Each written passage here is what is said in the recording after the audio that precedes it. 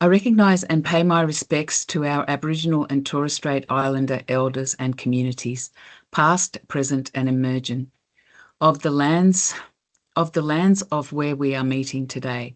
For me, it's the Dharawal people of the Eora Nation. I'm actually in the Sutherland Shire today. Who for thousands of years have shared and exchanged knowledge, engaged in ceremonies of storytelling, music, dance and celebrations. I would also like to welcome any Aboriginal and Torres Strait Islander people attending this forum today. Okay, just a little bit of housekeeping, some we've already covered. We've got a few people with us today. So Tony and I and staff from Bayside Council will be doing today's presentation for you guys. And if possible, if you've got questions, and you can ask questions throughout the forum, please use the hand raise feature. And also ensure that we have one person speaking at a time, just to make it easy for people to be able to hear. And please mute your microphones unless you're speaking, just so we can cut back on background noise as well. Okay, so what are we going to be doing today? So at today's forum, we're going to hear, you're going to hear information about what our members are telling us about local infrastructure issues and the actions that people can take to remedy them. We'll also hear from Bayside Council staff who will talk to us about how infrastructure issues are managed by their council. Tony will provide us with information and updates on transport. We haven't done an update since last year, so it's time to do it again. Tony's been very busy doing lots of different things out there. So today he'll be talking about aviation and taxis. And then I'll be talking to you about our real estate campaign and how you can participate. Okay. So, oops, I'm just going to let David in. Sorry, some of these take a bit while, and they come up on my screen, then I can't see the screen. Since we've started our advocacy community networks, local council infrastructure is an area that dominates the issues that people regularly bring to our meetings. The issues that they talk about are things like footpaths, which includes footpath cutouts, issues with tree roots, damaged or broken footpaths when major construction is occurring in their streets or in their local neighbourhoods and that type of thing. In the case of footpath cutouts, often council-funded footpaths are dug out by agencies such as private construction companies, Energy Australia, New South Wales Water, and subsequently are filled with materials that cause mobility and safety issues for people who use powered wheelchairs and other mobility devices. These footpath issues are often left like this, sometimes for a number of years, and they do present a major safety issue for our participants. Another issue is the lack of footpaths in some areas as well, where people have to go on main roads and things like that to be able to access their local communities. Curb ranks and low lays have their own problems. For example, not being flat to the ground, being at an angle or having an incline that's too steep for those who use powered wheelchairs. Dangerous pedestrian and zebra crossings that have not been designed well, resulting in steep ramps. Two members have already told us that sometimes in their local area they have to actually go backwards in their wheelchairs because of fear of actually falling out of their chair when they're on one of these inclines as well. Accessible parking is another issue across most local government areas in New South Wales. This includes the lack of policing of disability parking, and in some council areas there is no accessible parking near public buildings such as medical centres and post offices. Popular beaches and parks are also not accessible for people with mobility requirements. Another issue that often comes up for our members is the lack of disability awareness for vendors at events. One member told us that at an event that they attended, the accessible toilet and the footpath leading to the toilet were both blocked. Often paths are blocked by vans, tables, and crowds of people waiting to be served food at vendors. So, to have a better understanding of the actions that we need to take with local councils, we approached Bayside Council, who have kindly offered to give us a presentation on how they handle queries around local infrastructure issues that are reported to them. They are doing this with the understanding that councils across New South Wales have different structures and mechanisms to manage issues presented to them. For example, Parramatta Council uses the Snap, Send and Solve app at their council, and many of our members have actually told us that they get quite quick responses with satisfactory solutions with that process. Bayside Council has their own system called Report an Issue. For this presentation, we approached Bayside Council with the following questions. How do people raise infrastructure issues such as footpaths, curb ramps, etc. with councils? We also asked them, if a person makes a complaint or identifies an issue, how can they track their complaint or issue to see where it's up to? What do the mechanisms or decision-making processes look like, and what are reasonable timeframes for an issue to be resolved? For example, are they subject to budget planning? Do they go onto a plan, on a wait list, or anything like that? What avenues do people have if their council does not resolve a reasonable request or a complaint? And the last question was, how can people with disability get involved in council decision-making processes and committees? After the questions, we'll also have some Q&A time, so you'll be able to share some of the issues that you have and ask questions, with the understanding that Bayside staff can only answer those questions in the way that their council manages them. So now I'm going to ask our Bayside guests to introduce themselves and what their roles are in council. So I welcome Natalie, Carly, Carol and Julie. So I'm going to actually stop sharing now so that these guys can actually do their presentation. Thank you, Gordana. All right, so hi, I'm Carly McLennan. I'm the coordinator of the Community Support and Programs team at Council. Natalie, if you're there, she is our Community Development Specialist for people with disabilities. Have you got your camera on? Yes, I do. She's got her hand up. Yes, I was just saying hello. I can put my hand down. Okay. We also have Carol Hudson, who is the coordinator of Council's customer service team, and Julie Downey, who is our senior customer service officer. So I see there are a number of questions there. I'll start off with the first, most basic question around how to use the report an issue option on our website, and then hopefully as we continue through the questions, I might need a bit of support from Natalie or our customer service team. Does that sound good? Yeah. And if you need me to repeat the questions, just ask, because I do have them here as well. Okay, great. That would be good. Thank you. So for Bayside, it's that this is our corporate site, and you just scroll down to halfway through the page. Let me know if I'm going too fast. And you click on this little button here. I should note that on this side, there is a really brief how to use it video. So if you forget anything I go through with you today, you can rewatch it, but it does go quite quickly. So you click on this and it comes up with a range of common requests that people want to report. I should mention that if you don't have access to the internet, you can call Council's customer service number or attend in person at either our Rockdale or East Gardens admin buildings.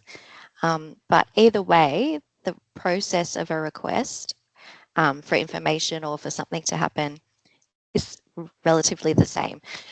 So if you're looking at, for example, uneven or broken footpaths, you click on that. And this starts your request. And I think what they've tried to do here is make it very simple, but capture just enough information to make it meaningful. So it's really not too onerous on the person. So you can see here it's pre-populated the request type as footpath related. So, sorry to interrupt, Carly. So I think that's a great example. So does anybody have an example like curb or footpath that they want Carly to do specifically, or just general? I might just do a test here. Yeah. Because if I create it, then I'm the one that's going to end up getting the updates, and you. Okay.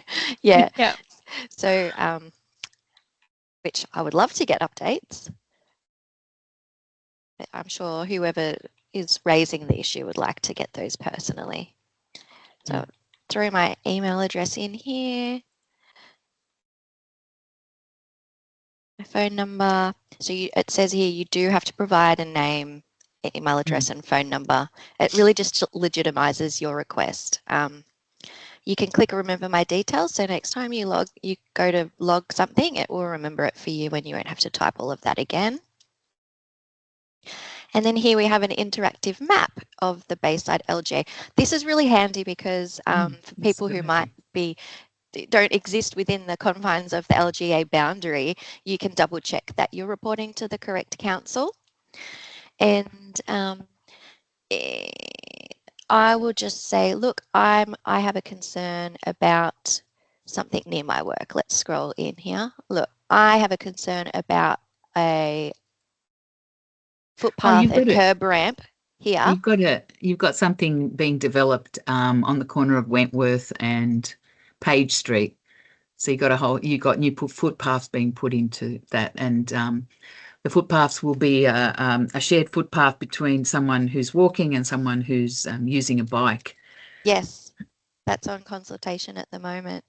So, but just for the testing environment, for this sake, you drop a pin, so you can zoom right in, drop a pin exactly where you want it, and I'm going to put it right there because I'm going to report a curb ramp at this intersection, and you click select this location, and there we go. It's got a location there saved. Now, a lot of these pre-populated bits can be a bit tricky if it's not something related to what you're. So I will show you how to lodge an other request, which is a bit more broad. But here it's gone clean the location, the footpath. We would like a new footpath, or this is maintenance related, which I would probably select if you would like them to review and fix a curb ramp that isn't compliant or that just doesn't work with the intersection. And then you can here is where you put all that information down to clarify. So this is a test for our community, what would we say, info session. It really helps if you could take a photo. So if you're doing this on your phone, you could easily just click attach, add attachment, and it would ask you if you'd like to select a photo from your phone.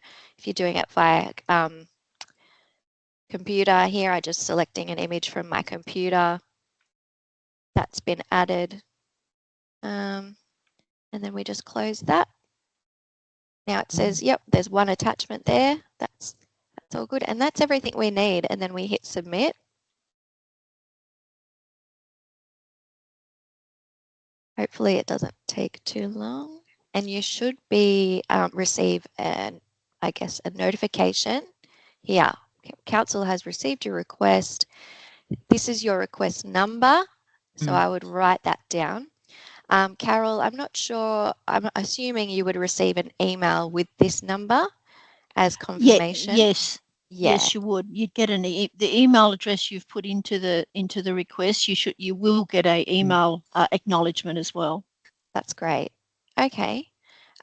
Is there anything else you wanted to add to that process, Carol? No, you've done exceedingly well. It's very simple. They've just upgraded the system recently to make it more user friendly. They've actually reduced the number of times you have to hit the buttons by 50%. So that is a lot more user friendly. And there's going to be a new stage shortly where you'll start for some categories, not all. And I'm not sure which categories of requests yet, but some of them will receive updating emails at different stages of the request as it moves through from lodgement to finalisation. But we're not. You get your initial acknowledgement email up front, But at this stage, that's if you want a further update, you'd have to ring customer service or email us quoting that reference number for an update. Yeah. Yeah. So, Carol, can I go now into my requests online and it should have my request there? Yes. Yeah.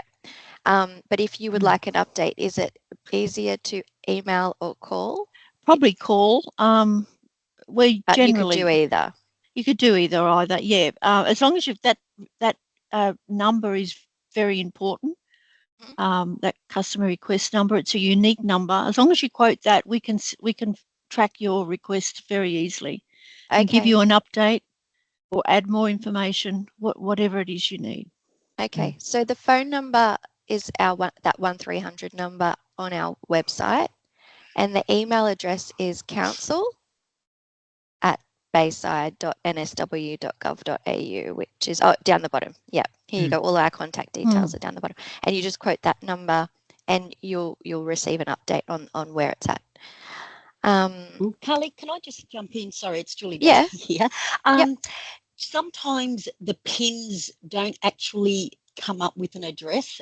It is rare, but it does happen. If that happens, if someone is lodging a request, in the description, can you please inform us exactly where the location is? If it's on a corner of a street like Page Street and Wentworth Avenue, and really get into the information, because that just helps us, our outdoor staff and officers, to go out and inspect and make sure that they're looking at the right area of the request. So more information, the better.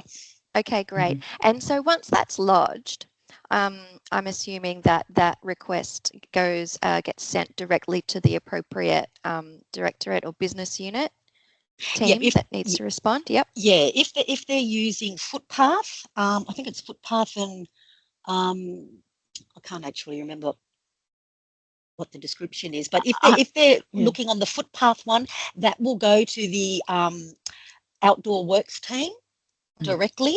If they're going to use other, that actually will come directly to me, and I triage them throughout council. So the more information, the better, because it's a big organisation, and we need to get it to the right people to actually do the work that's being requested.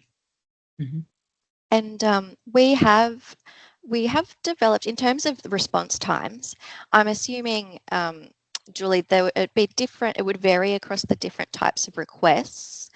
But we have developed some response standards, haven't we? And developed a customer service charter. Is that something that's been released to the public yet, Carol? The charter's it's on the website. It's publicly available. Okay. It doesn't, because different types of requests take different times. It depends on the type. Some of the enforcement ones can take months. It just depends. I couldn't quote exactly. I wouldn't know off the top of my head what's the service agreement for each different request.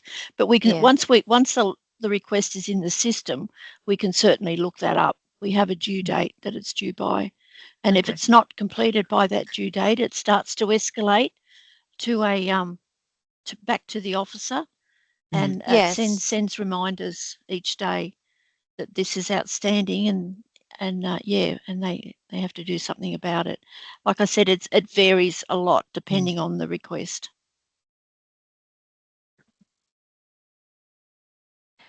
Thank you. I think that I have some other information I'd like to. Can I share my screen again? Is that okay? Sorry. Yeah, go for it. So we also have other ways to provide feedback. I don't know how to move this thing. Here we go. Can you see this? This is our Have Your Say website. Okay. Okay, so this is can be accessed from our corporate page, and it's really just haveyoursay.bayside.nsw.gov.au. And this has not only live things that are live on consultation now, but you can also search projects that might have been open recently. So, for example, we're currently consulting on our disability inclusion action plan. Can you open that one, Carly? Yeah, yep. I think this one's definitely of relevance and interest to everybody. So this is obviously, we would love your group's input around how we can improve access and inclusion across all areas of council, whether it's through our services, our infrastructure, programs and employment practices. If And you have a any questions, few things on there already that we're interested in, like livable cities, housing, and that type of thing. Yeah. Yes. We'd love to hear from you all. We'd love to hear from you. Yeah. So this consultation closes, I think, on the 5th of December. So we tried to give it a longer period, so we can, people who might need some assistance to make a submission, have that extra time to do so. But you're doing engagement at different levels, aren't you? You're doing some face to face. You're doing online. Yeah. Yes. We're trying to mix it up.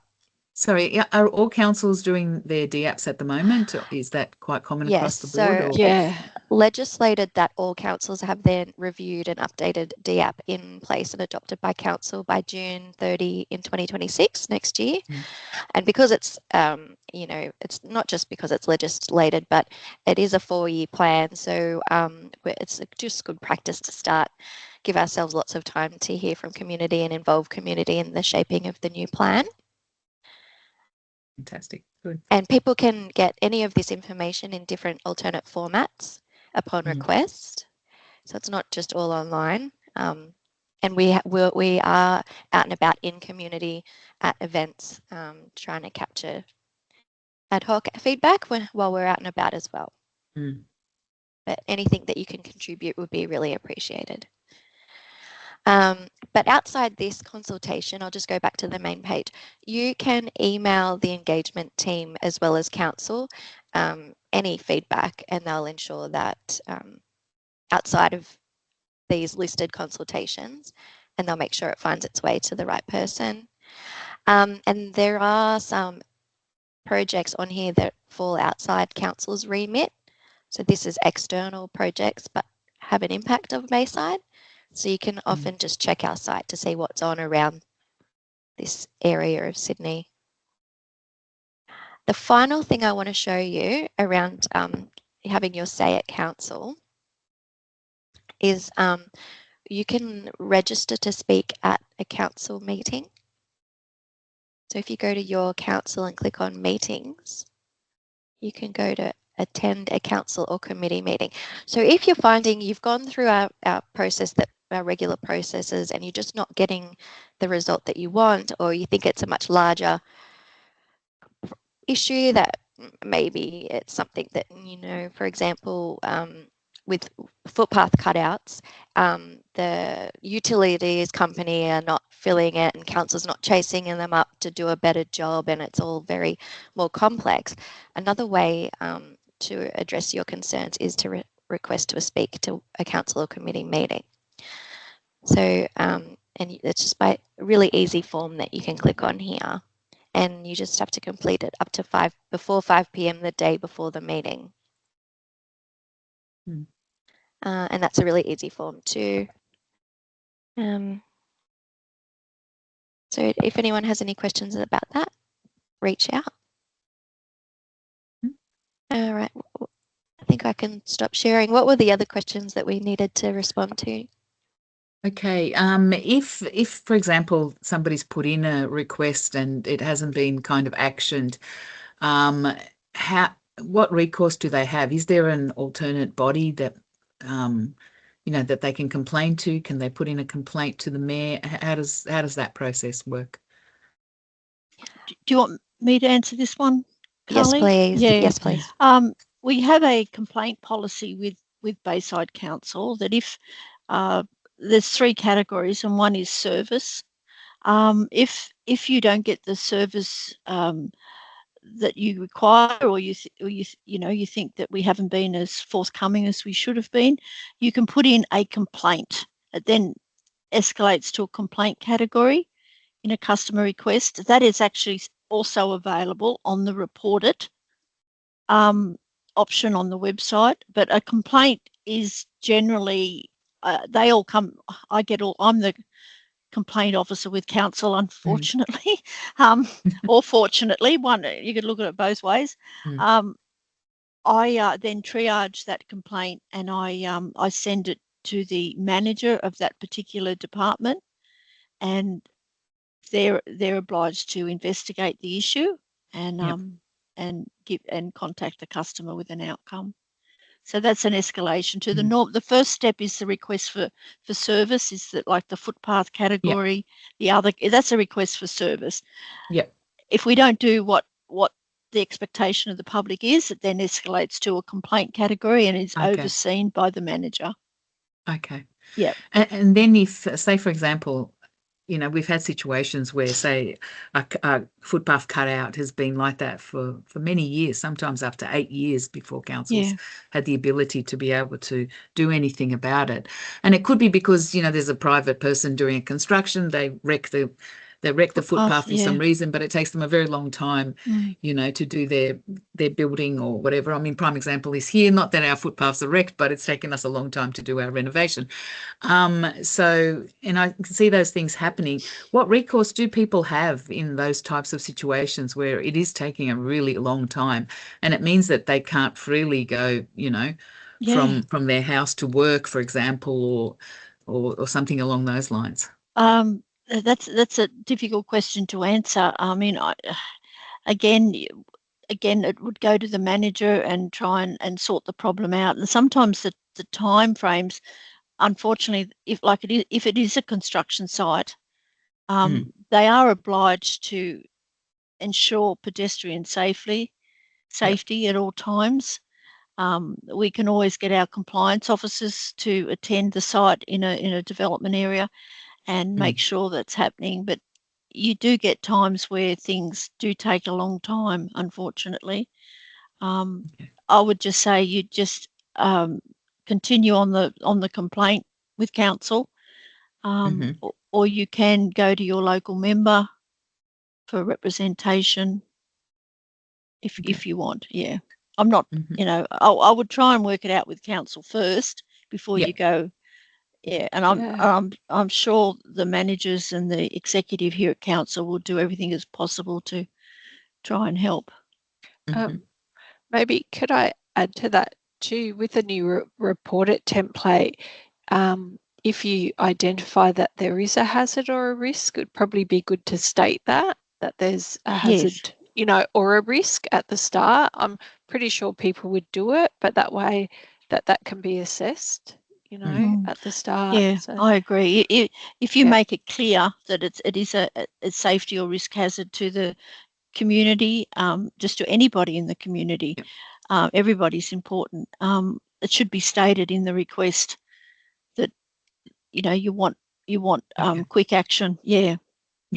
Absolutely. Sarah Lynn, you've got a question. So do you have an access committee with people with lived experience with disabilities in your council? Can I speak to that, Natalie? Yes. Yes. So we don't have a formal advisory committee where there is representation of a councillor and the minutes are formally presented to committee and council for adoption.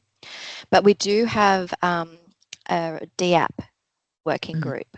So that group have people with lived experience of disability, and they kind of advise and support council in delivering on that plan.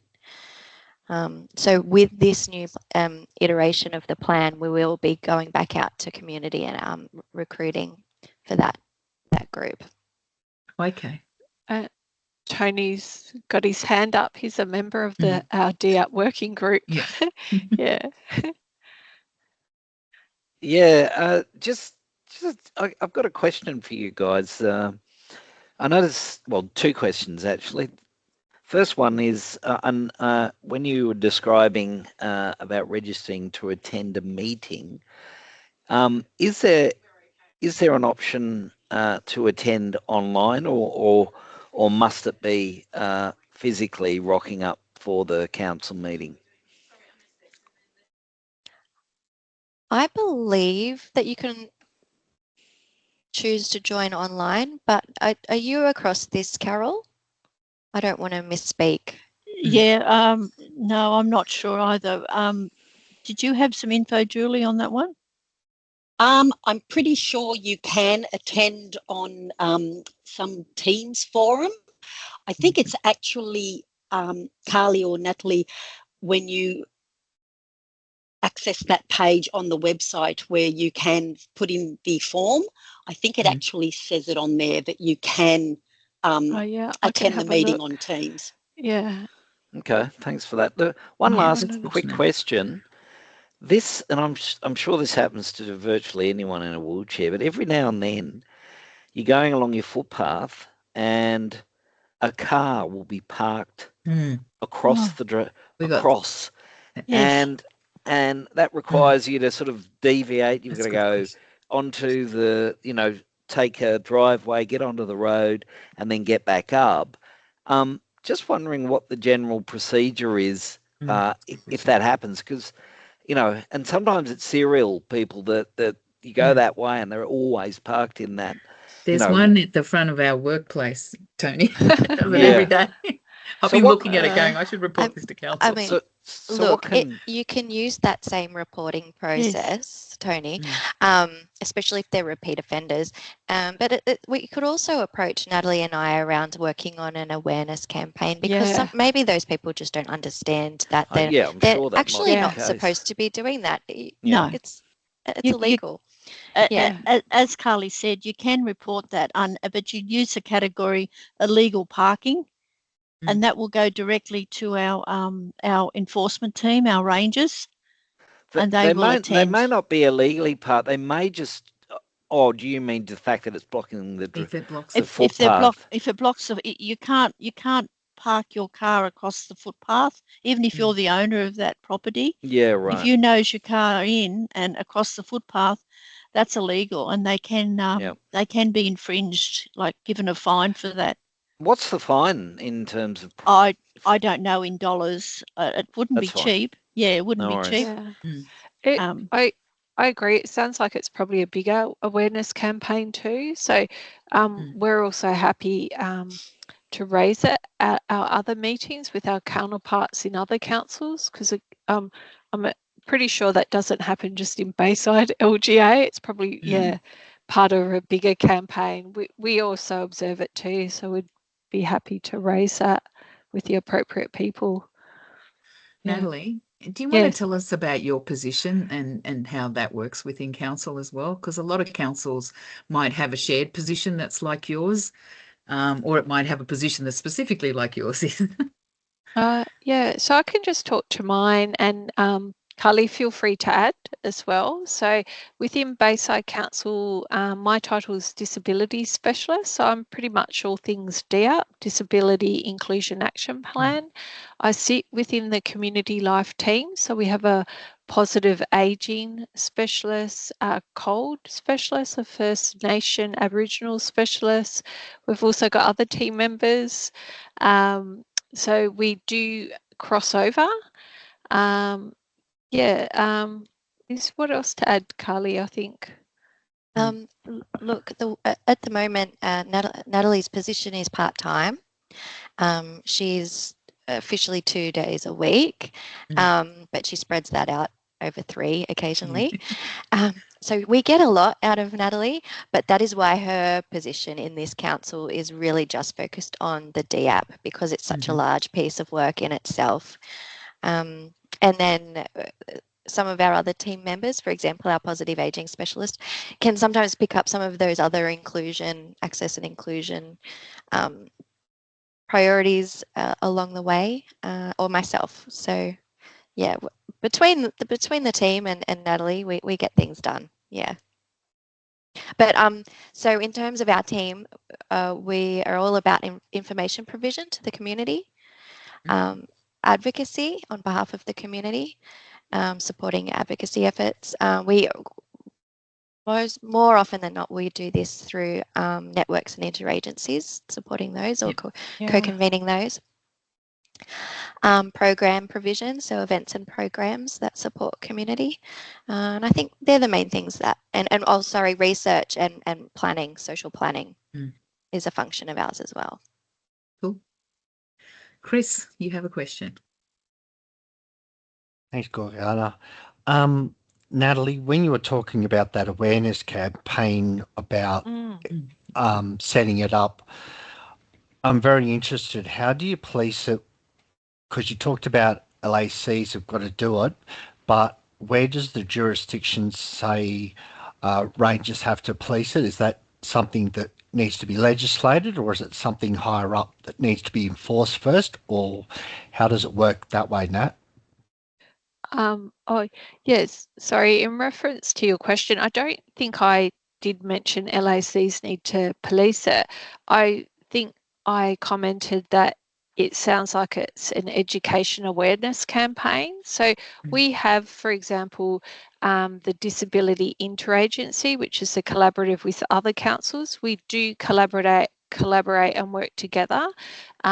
So we would raise it with our other counterparts in other councils, as well as all our other networks on different levels of government, to find out if there's already something existing historically. Have there been any campaigns in the past that were up and running, working, or there hasn't been, and raise it with the appropriate peak bodies to see, I guess, in the first instance, and whether it's something that needs to, be raised not just on a local level, but maybe on a state level.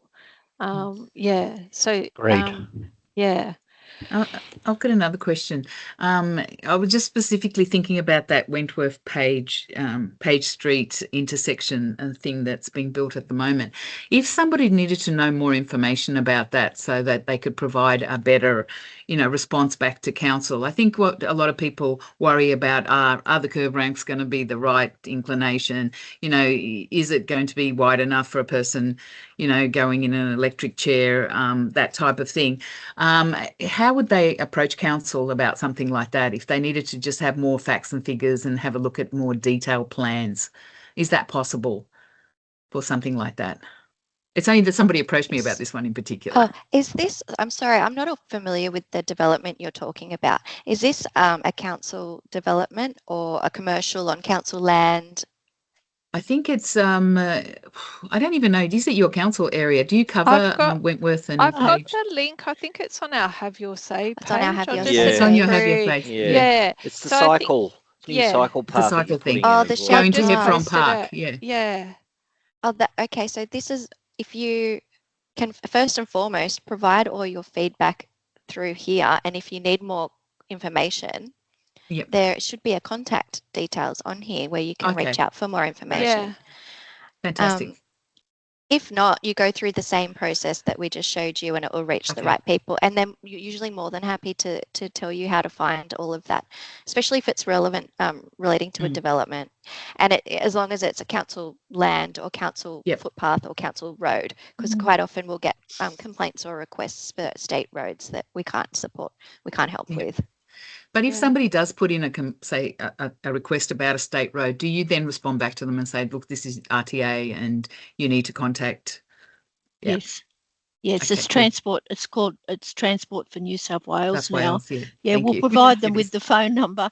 We don't contact that other agency on their behalf. But we will steer them in the right direction. Okay, fantastic. Absolutely. Yeah.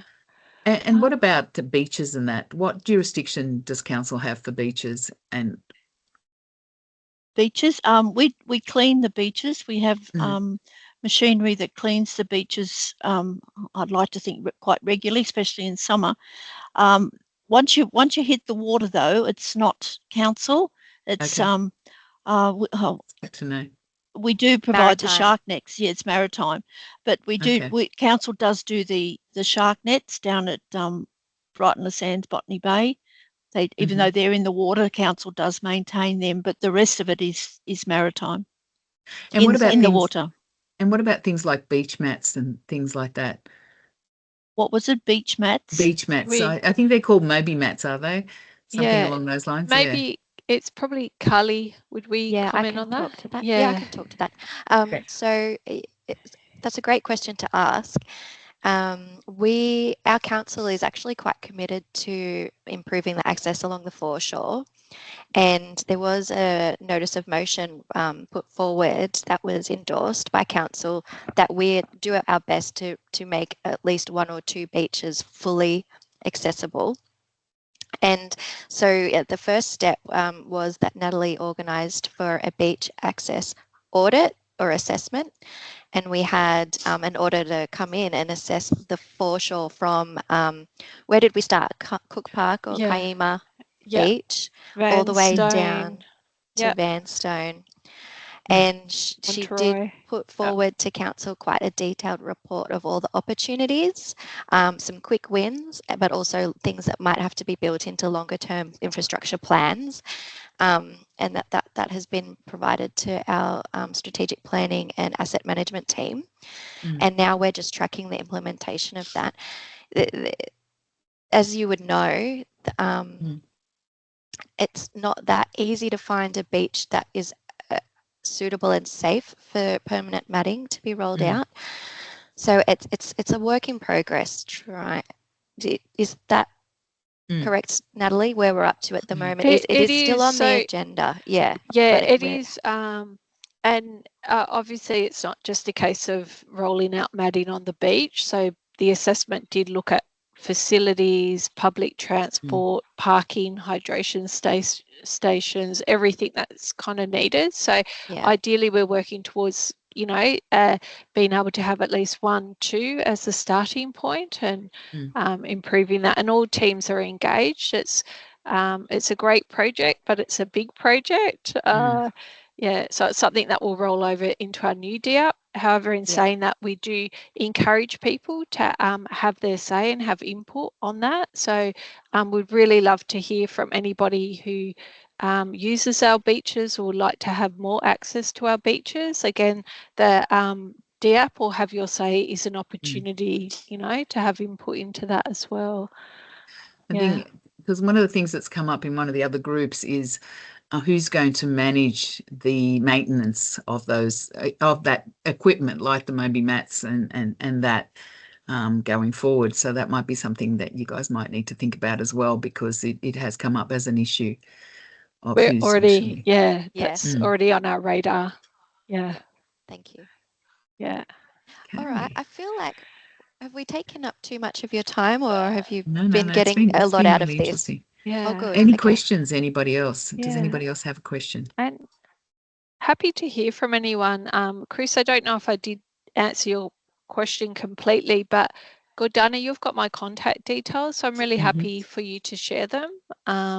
Sure. If there's any further discussion or questions that you do have. And as we mentioned before, we really love to hear from everybody. And if you want to share as well, our Disability Inclusion Action Plan, Have Your Say, with your networks. I think you mentioned that also for people who neurodivergent or diverse as well, we love to have input from everybody. So appreciate you sharing that. Sarah Lynn, I think we've got one more question. Council website, do you have a listed accessibility place where you can type in accessible restaurants or things like that, so they can search up and find accessible places in the area?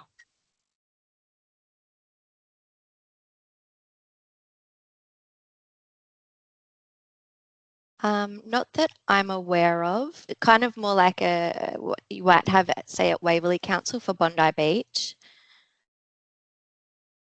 Is that correct?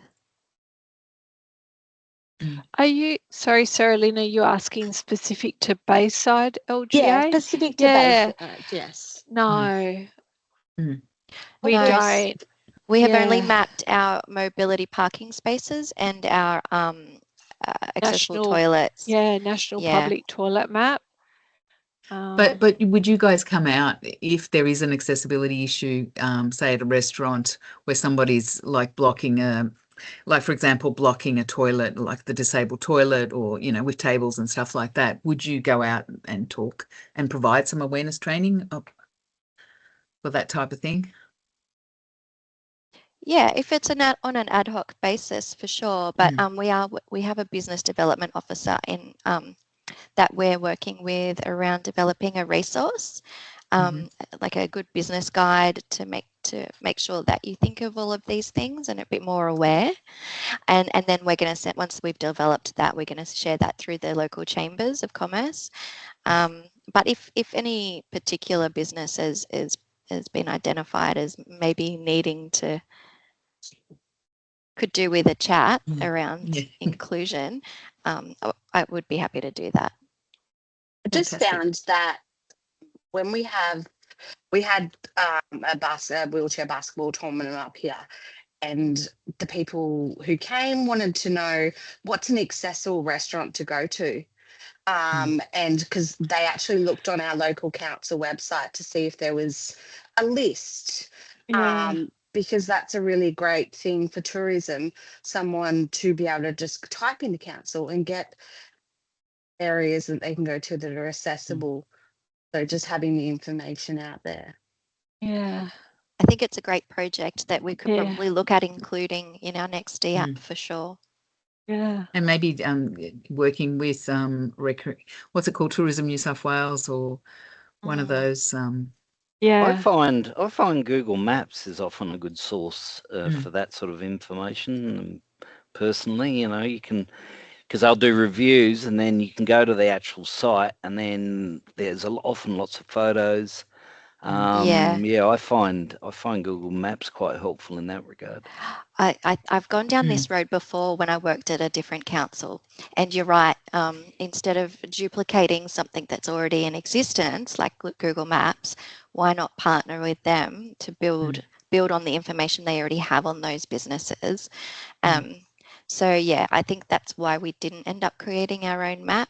But yeah, you've got to balance. Yeah, it's a really good question, Sarah Lynn. It's something worth investigation. And we do, Carly, myself and the business development officer, we do meet and talk with lots of people and try and work out ways of improving accessing inclusion and information with local business. So we're really happy to receive any information or suggestions as well, or things that are working, because but planning your trip and being able to identify where you can go ahead of time is invaluable, and we understand that. So we'll take that on board for sure.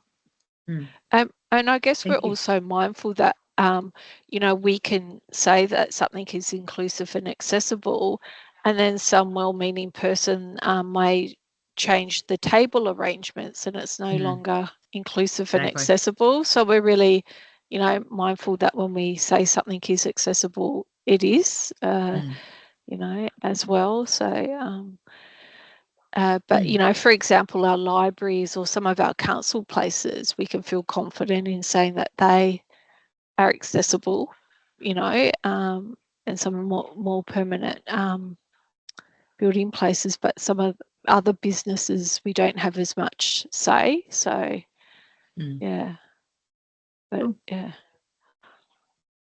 All right. So thank you so much. And I'm just going to share a little bit before we close off this section.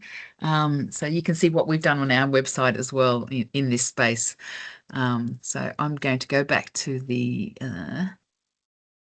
wait a second, as always.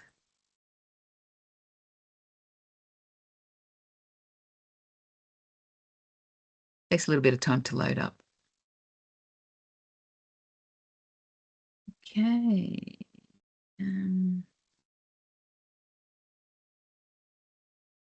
Okay. So this is about actually being able to take action yourself. So we've actually, Tony has actually done a wonderful, provided some wonderful information on our website about taking action yourself. and we've actually put that on our new website now. So to start with, I just want to thank Natalie, Carly, Carol and Julie for your awesome take on this issue. That was really helpful and very informative. And I also wanted to say that we're very grateful for your contribution to our work as well. So to support you for being able to approach your local council with issues, the advocacy team has developed a website page for you on how you can take action yourself on issues that matter to you. We created this site with the idea that when you participate in self-advocacy, you can actively participate in decisions that affect your life and those of your loved ones as well. So I'm calling him our Tony Jones has put together a resource to help you take action with your local council. On this site, which we will share with you in the chat function, we explain the best steps to take when raising issues with your local council, and we've had some really amazing ones given to us today. Most councils actually do have on their websites, from what I've seen anyway, quite a lot of the councils do have mechanisms in place, like the one Bayside, where you can actually go in and put in either a complaint or put in a request about an issue. We also show you how to check out your local council's information. So Tony's actually provided a really good link that links to every council in New South Wales, and you're able to go directly to their websites, and it also helps you get information about the right people to talk to in your council as well. So councils have different structures within their mechanisms. So a lot of the community support teams, which is where disability normally sits into, you have to kind of look for it a little bit, because it could be under something called lifestyle, or it could be under different names. So yeah, so he's given that information to us, which is amazing, because I had a go on it, Tony, and it really works really well. It takes you directly to the website, which is fantastic. He's also provided some tips on writing a letter to your local council. So that's that second stage after you've gone through the process of using the online procedures. Then you've got the option of being able to write to your council as well. And he's provided a sample letter as well. In addition to this, you can always email or call us and have a chat, and we can also support you with your letter writing as well. So that's just basically, to add to that, Gordana, the information on there is pretty generic, you know, because councils, each council, as you said, has got their own policies about how they go about things. So yeah, it's just quite general information. Yeah. Yep. Okay, so I've actually put the link to the website itself for you guys as well to have. So it's in this chat. So thank you so much, ladies. That was really amazing. So and thank you for saying yes. I actually contacted the local government. What's it called? Local government. I can't even remember it. New South Wales? Yes, New South Wales. Yeah. But they never got back to me. Oh, I'm so sorry I was to very hear happy that. when Natalie said, yes, we can do this. No, it's So, yeah, great. thank you. We appreciate the information and the time that you shared with us too. So yeah, so thank you for having us, and thank you for the information you shared. Well, yeah. I was going to say, you're more than welcome to stay. If we've still got another half hour to go. Tony's going to do some information on transport. If you want to stay, you're more than welcome. Thank you. Are you able to share those links with me, or the information, Tony or Gordana? Yes. Is that all right? I'd love to stay, but I have to go at 3, so I apologise for that. Problem. But yeah, otherwise. And Julie and I in customer service here, we might leave as well, only because we've got other customers waiting for, especially Julie, for her experience and knowledge. Yes, thank you. So thank you very much. Thank you. Thank you. For having Thank you us. so much. Thank you. Thank you. Bye-bye. Thanks, Bye. guys. Bye. So we've got an option now whether we want to take a break. If you don't want to take a break, we're quite happy to continue. So it's up to you guys. Can I have a show of hands who wants a break? Okay, looks like we'll be continuing. So Tony, oops, there you go. You're on mute. Okay, thanks. So you do the slides for me, thanks, I will. Gordana. You want me to take you to the next one? Yeah. Yeah, so a few things have been happening in the last couple of months. First thing I thought I'd mention is just to do with aviation, and I know the last time we had a forum on aviation, we had so much feedback because obviously people have had so many negative experiences with flying. Yeah, so I'll just run through some information to do with what's happening in aviation. The Aviation White Paper was released in August 2024, proposing that a new aviation-specific disability standard be co-designed with people with disability. Before I go on, I'm going to assume or hope that everyone was aware of the white paper. I'll put it in the chat, the link to it, anyway, just so that you can access it, because it's got some really good info in it, which I'll cover in a sec. I'll just put that in chat. It may not be relevant to everyone. I mean, I know as wheelies we get so much information these days, but it's there anyway.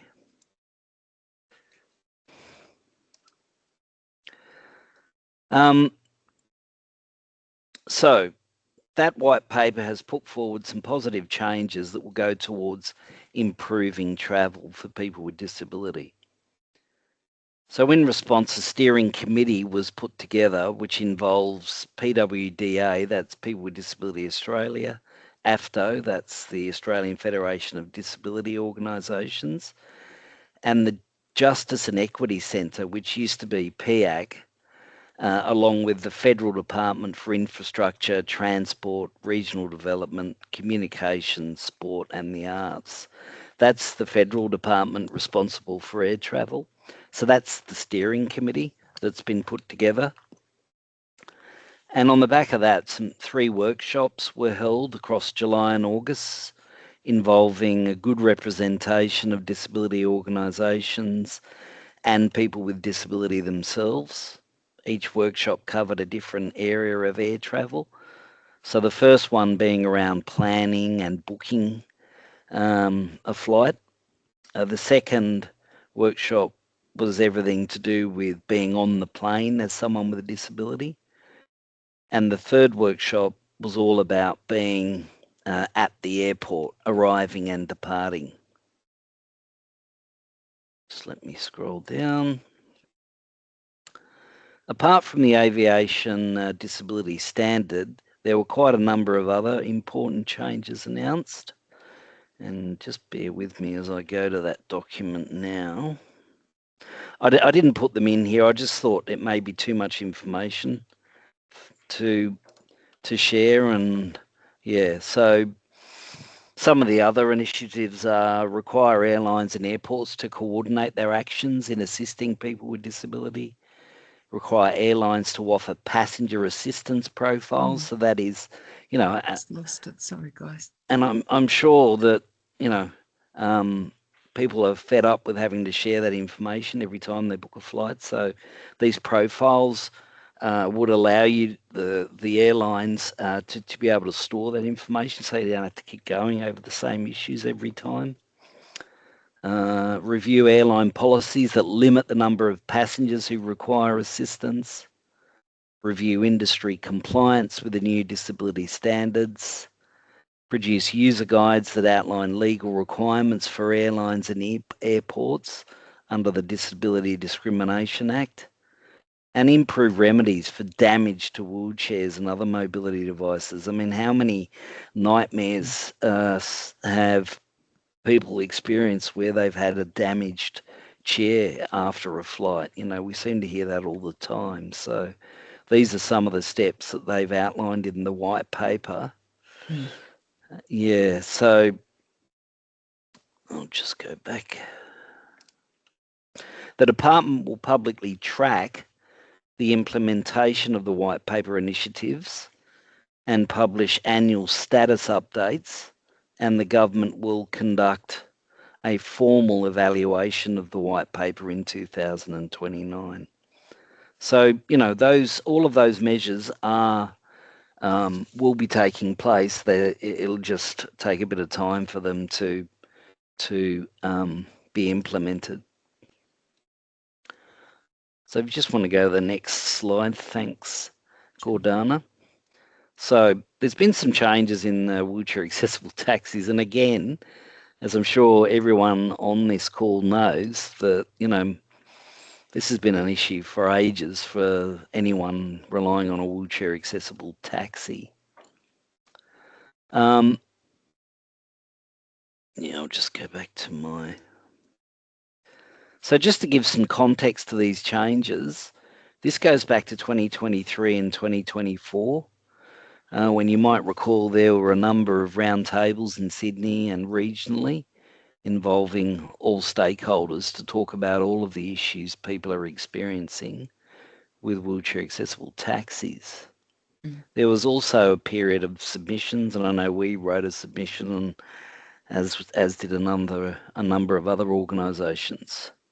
As a result, that led to the government putting out a key findings report. That was sort of earlier in 2024, and then on the back of that, the government response to the key findings report in December 2024, a number of initiatives were announced from March this year, which I'll mention.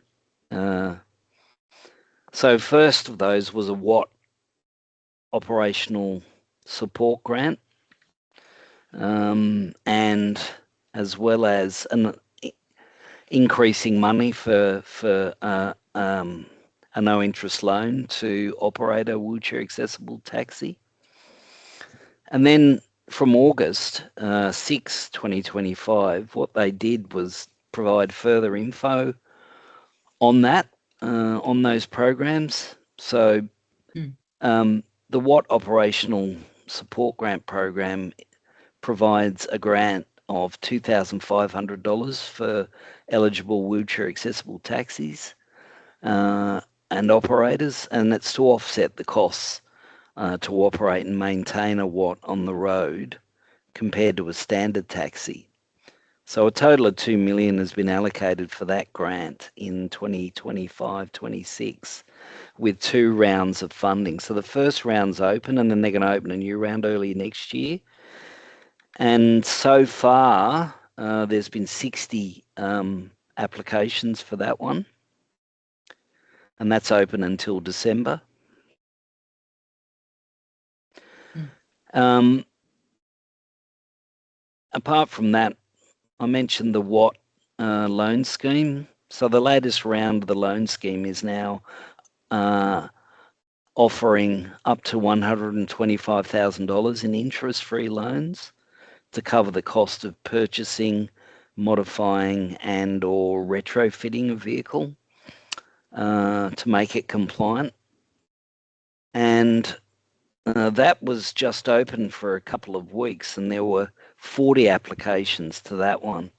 So, I mean, I know that doesn't seem like a huge number, but I guess part of the problem is there just aren't enough wheelchair accessible taxis on the road and drivers. So, let's hope that it makes some difference. Some of the other initiatives were, one specific one was to increase the driver incentive bonus. So it went from $15 to $25. So that for every wheelchair accessible, for every wheelchair pickup by a driver, they get $25 on top of their fare for every wheelchair pickup. And there's also a night rate now, which is an increase in $20, and they've increased that driver incentive bonus to $50 on public holidays. So, you know, that came in March, and we haven't got any updated figures, but, you know, the hope is that that might have made a difference to improve access and times that people are being picked up. Another initiative was a new funding of $750,000 to support the improvement of the training provided to WAT drivers. The training will develop in consultation with people with disability and will address improved customer service outcomes and safety. So that's actually happening underway at the moment by the commission, the Point-to-Point Commission. And they're putting together some videos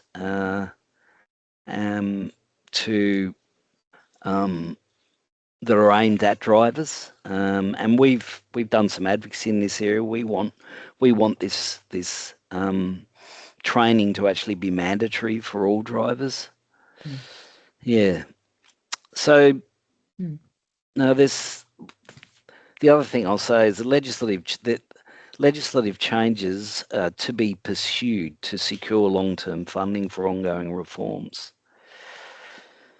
So given all of the issues people are experiencing with taxis, SCIA is pursuing some further advocacy. We met with PDCN 2 weeks ago. That's the Physical Disability Council of New South Wales, just to look at coordinating and partnering with some of this advocacy, as they've been similarly working in this space.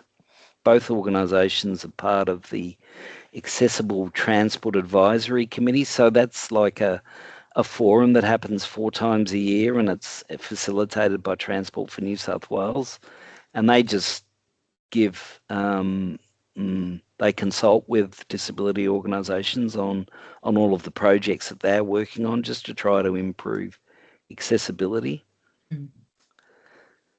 In the next couple of days, we'll be writing to the New South Wales Disability Council to highlight all of the significant problems that people are experiencing and seek a meeting with them to brief them on this. And what I should say as well is the Disability Council is the official advisor to the New South Wales Government on disability issues. So they meet with government and the Disability Minister to provide advice. So it's a good, the Disability Council is a good body to actually, you know, keep in the loop on these sorts of issues because of that role. And then we're also going to write to the Point-to-Point Commission, and this is really just to do with around some of the compliance issues around, and whether or not, you know, they are following up on issues where people have these drivers have their taxi licenses, wheelchair accessible taxi licenses, and whether or not they are, you know, complying with the license and picking up wheelchair passengers. So that's another important thing that we want to get a better idea of. The one last thing I will say is regarding the taxi transport subsidy scheme is they did send an email out to all users in the last Thursday and asking for feedback on people's experiences with using wheelchair accessible taxis. So if you have received it, I strongly urge you to fill it in, just to be able to let the government know, you know, some of the problems that people are experiencing. And I'll just put a link to that survey in the chat as well, because yeah, it's only actually open until Friday, so it's worth Friday at 5 p.m. So it's really worth giving your feedback to that. I've just put that link in the the chat now. Yeah, you got a couple of questions. I think Sarah Lynn had a question, and David L. When it comes to the interest-free loans, it's only allowed for an existing taxi company. Is that right? Yeah, that's a good question, Sarah Lynn. I can't actually, I'm not sure about that. I'm, as far as I'm aware, if you are an owner operator, then, and you want to bring in another taxi, well, then that's part of the eligibility criteria. But as for existing taxi companies, I'm not sure. I'm guessing that it's purely there just to cover the cost of a new taxi. We can probably find out, actually.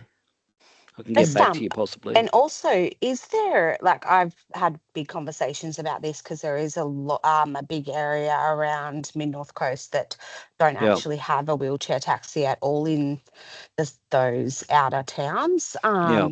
And there was suggestions to hopefully get TTS cards to be able to be used in community transport and LinkedIn and things Yeah. like that.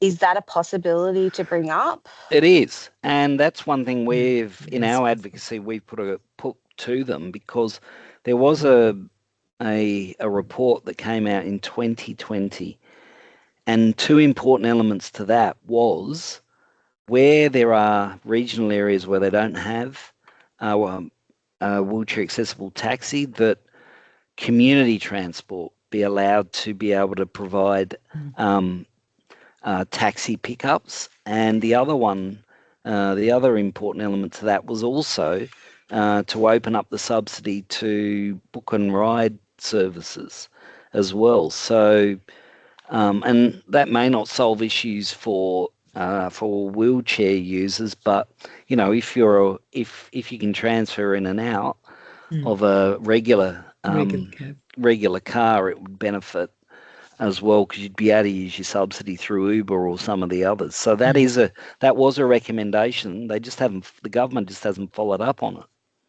Did bring it up with my local MP, Okay. and he was filtering it through with the policy brief on the taxis. Also, when it comes to training, I'll be first disclosure. My husband is a taxi driver,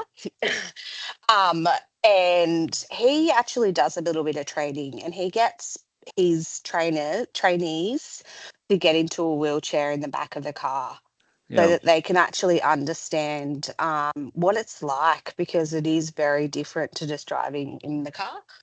It is. It absolutely is. When you're locked in, as you know, you're locked into your chair.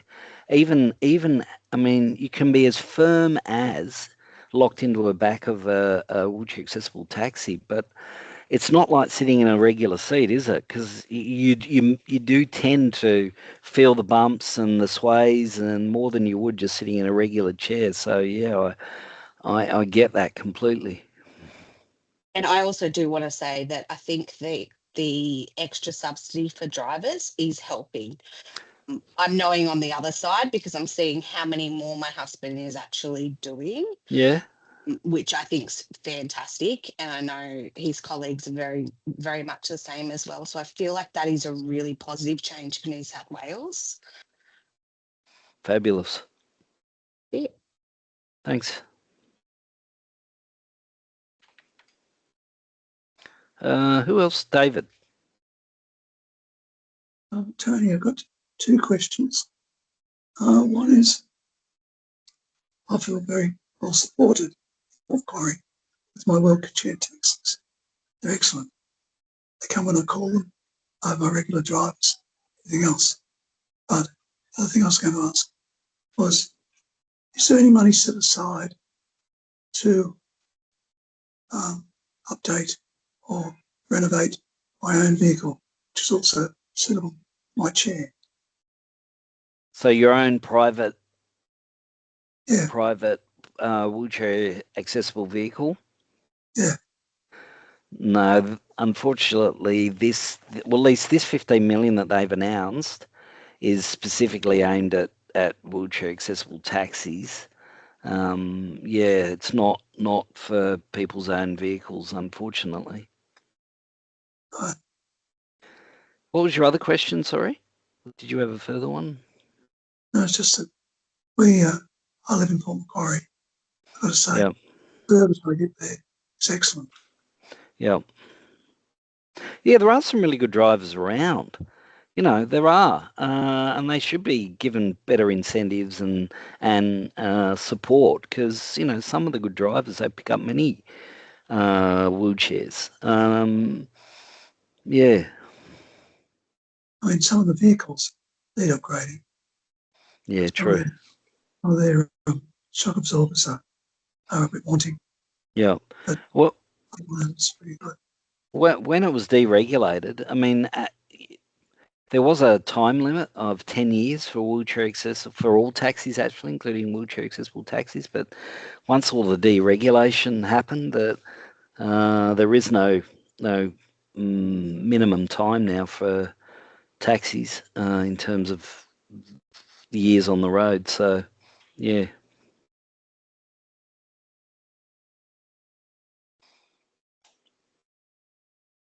Okay, well, that's it from me.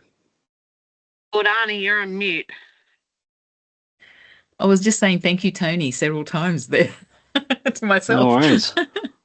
And thank you for the people who've asked questions as well. Okay, we don't have a lot of time left, so I won't be too long on this one. Okay, so this is our real estate campaign.